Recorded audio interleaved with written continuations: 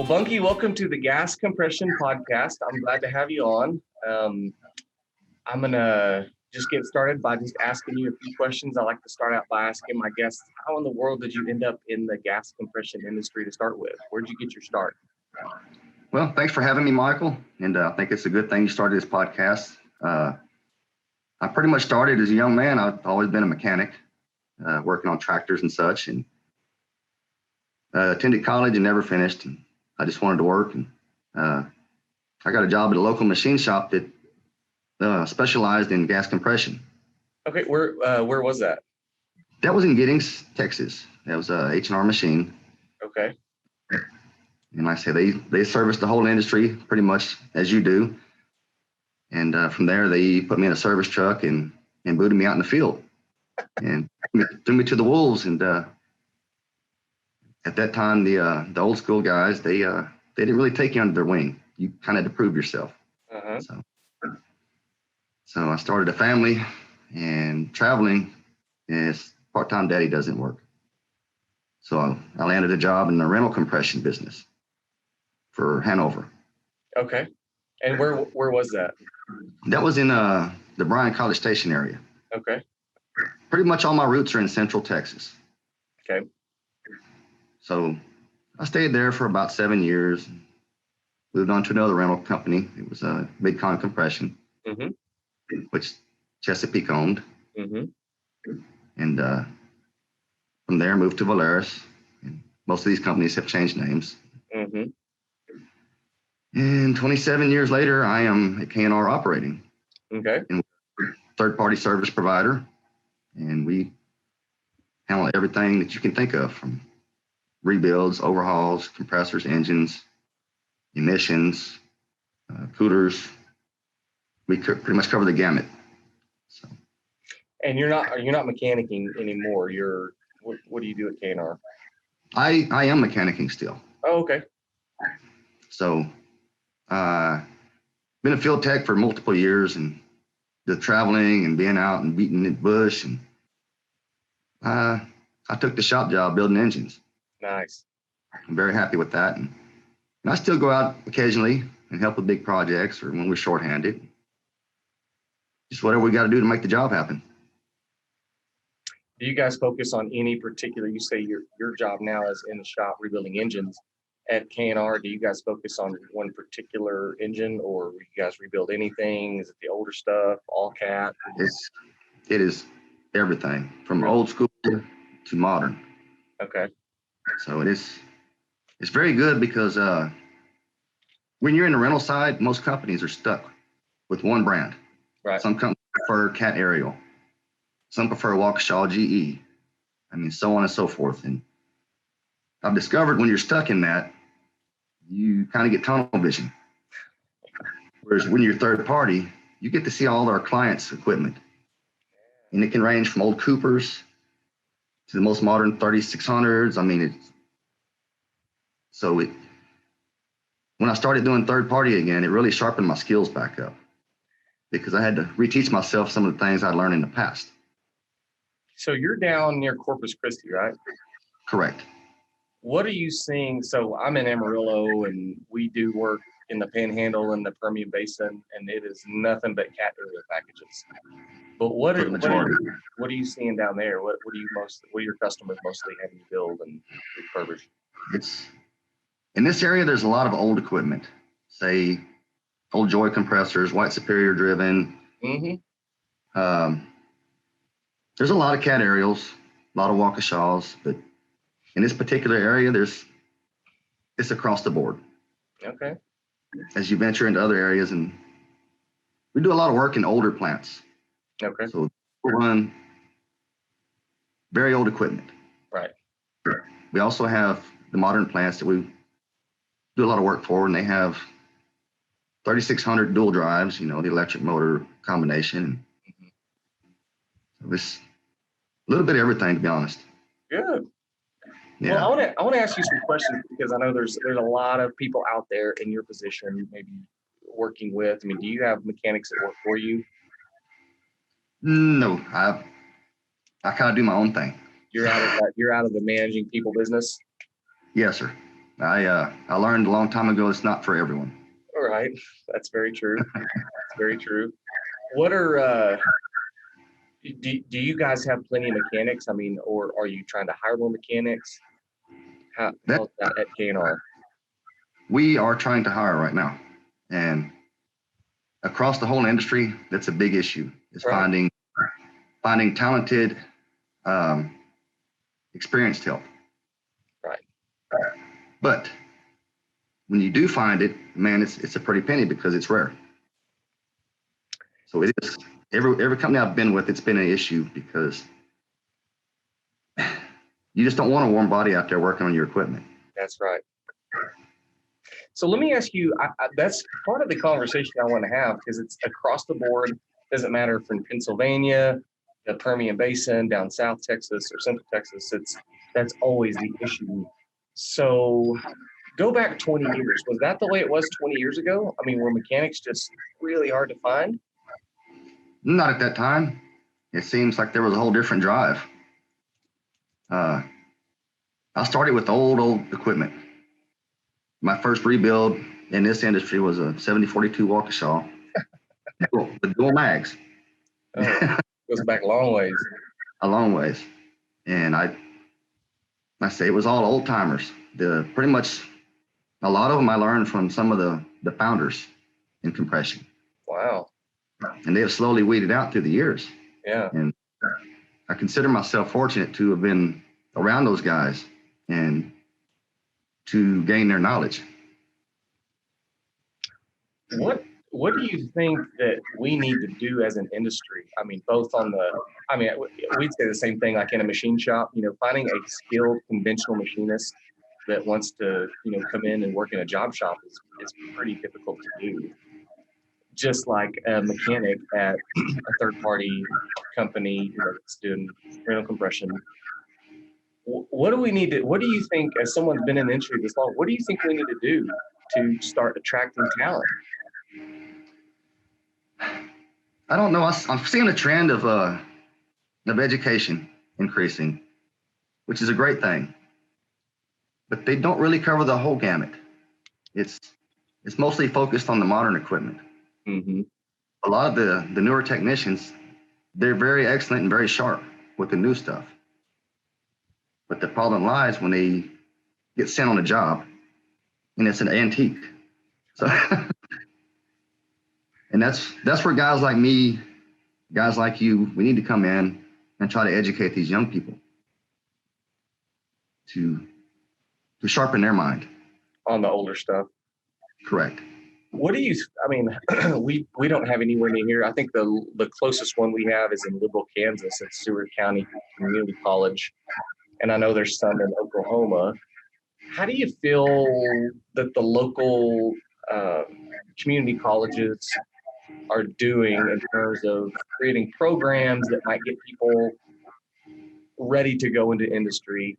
No one's going to go to a 2-year program and be 20 years old, come out, and be ready to mechanic or work in the industry, but getting a good base for it. Is there stuff like that down where you are, or heard of that?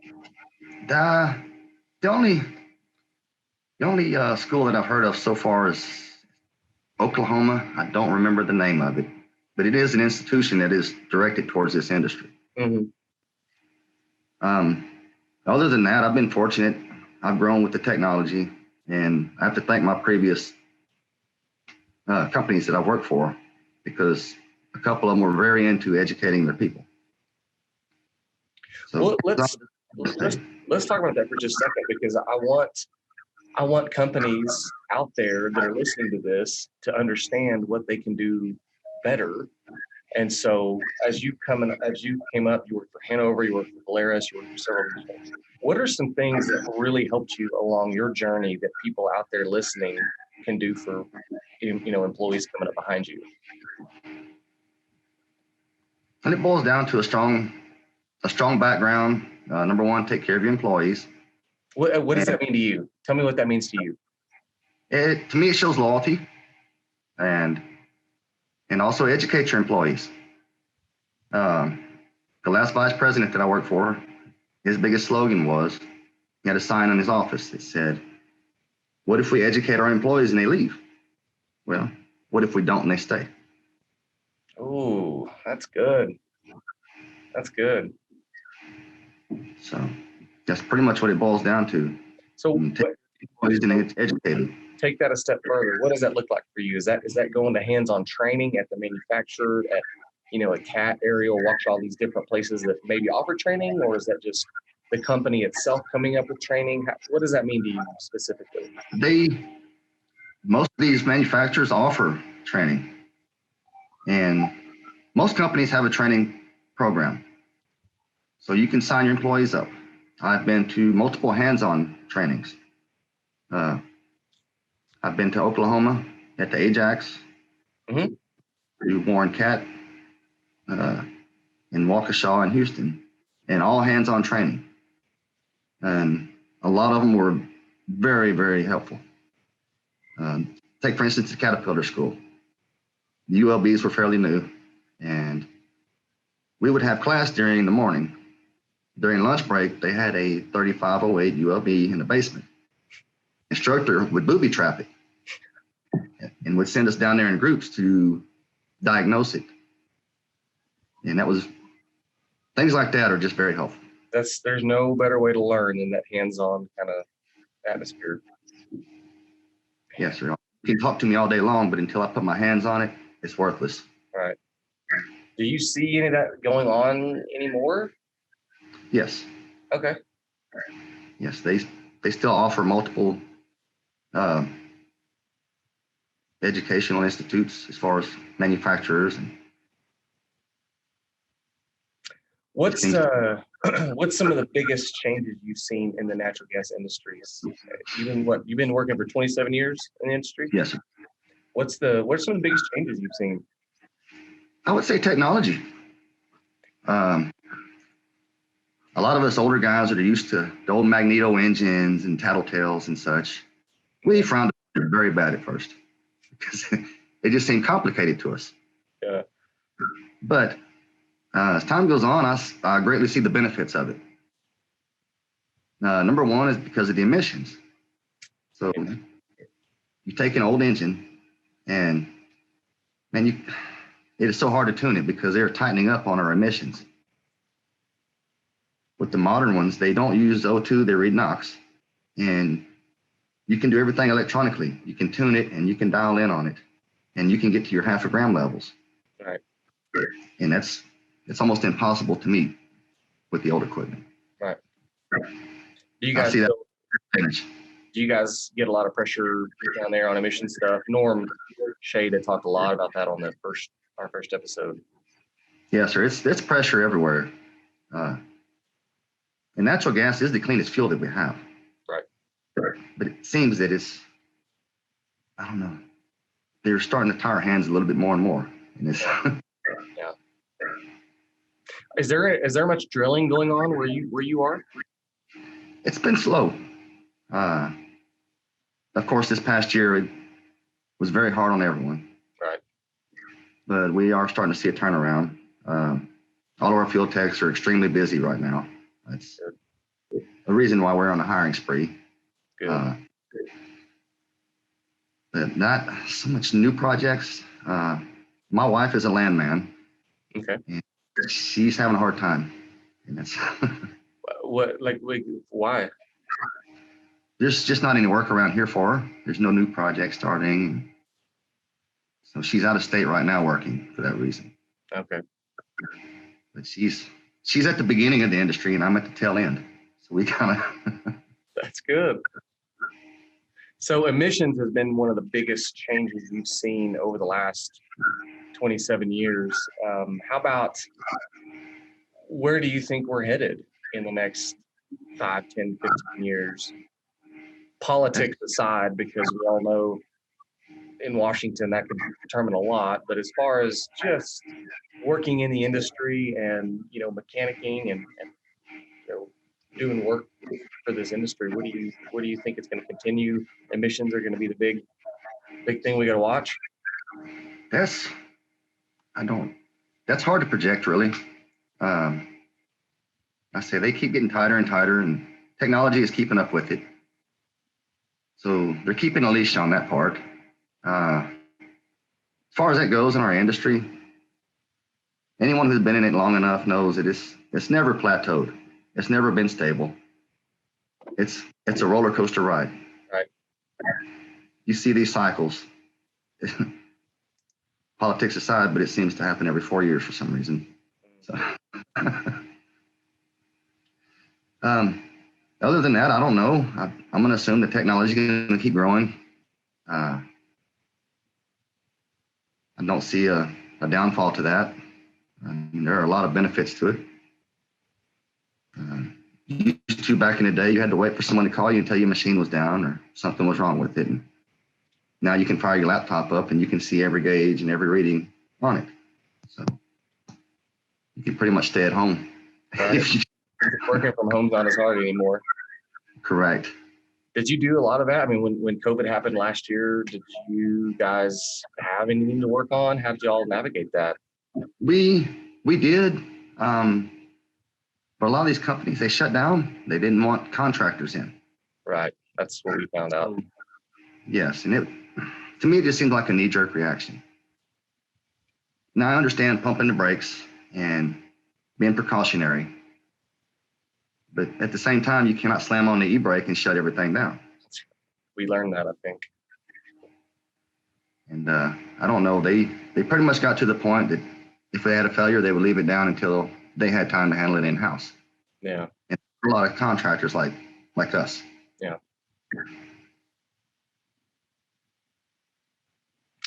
If you could go back, 5, 10, 15 years and tell someone that's in this industry, that wants to grow and continue, what's some advice you might give to a younger person that's coming up in this industry?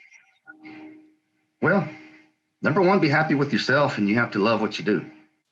I learned as a young man right away that I was hungry. I looked up to these older guys, and I wanted to be just like them. Mm-hmm. I wanted them calling me and asking my advice. And I had it in my head that I was going to conquer this industry. I was going to master it. And I now know that's never going to happen. There's too many things I haven't seen, and there's too many things coming that I might get a grasp of and I might not. Yeah. For me, it wasn't really a career, it became a passion. And that has really driven me to perform to my best abilities. Is that more of a passion just mechanically or about natural gas, or what exactly is that passion? I would say both. I really love this industry. It's given me a great career. Mm-hmm. And it's helped me raise my kids. They've never hurt for anything. I've never hurt for anything other than my body. Pretty much self-inflicted. Right. But yeah, I love it. I've always been mechanically driven, and sometimes I get frustrated because we all run into those issues. But when I conquer that issue, repairs made, maybe better than before, there's a huge sense of accomplishment. Yeah. It draws a lot of pride to me. That's awesome. That's exactly my feeling too. Is there anything you want to say, to not necessarily your company, but businesses in the industry that are trying to hire and grow and develop things? How can they or we be better at managing employees and training? Is there anything you want to say? Hey, this is the way we need to head in the future, because it really is about employees. It's about, we can have all these great ideas, but we've got to have people coming up and working in this industry. Correct. That's a tough one to answer because it's not just our industry changing, but our society. I don't know. It's just something we all have to adapt to, really. Mm-hmm. I can throw stupid suggestions out, but all I can say is, as far as an employer, find people with a good heart and passion, and treat your employees well. I can't stress that enough. Yeah. Because the best employee is a happy employee. That's right. Well, that kind of wraps up our time. And do you have anything else you want to add, or? Officer, would you mind me promoting our company? Absolutely not. Come on, tell us about K&R. K&R, like I said, we cover a wide range of compression, engines, coolers, production. We have shops in Robstown, Midland, Texas, Scott, Louisiana, Pennsylvania, and we just opened a shop in Oklahoma. Wow. But we cover the nation. We have multiple field technicians and a wide range of talent. So you can always go to KROLLC.com and we can connect you with any repairs you need. I looked you up before we had this interview on that website. That's a really big company. We've never heard of it because you guys aren't really in the Panhandle, but how many employees are at K&R? We're approaching 100 right now. Yeah. Not that big, but it's growing. That's awesome. That is awesome. Well, thanks for coming on the show. And like you said, reach out to K&R if you guys need any of their services, and I'll promote your business as well, sir. That's good. I appreciate that. We're, share this if you see it. We're trying to get the word out that this industry is still alive and very much a force. And so that's kind of what this podcast is all about, just telling stories. And I really appreciate you coming on, Bunky. Yes, sir. And thank you for your time, and thank you for having me.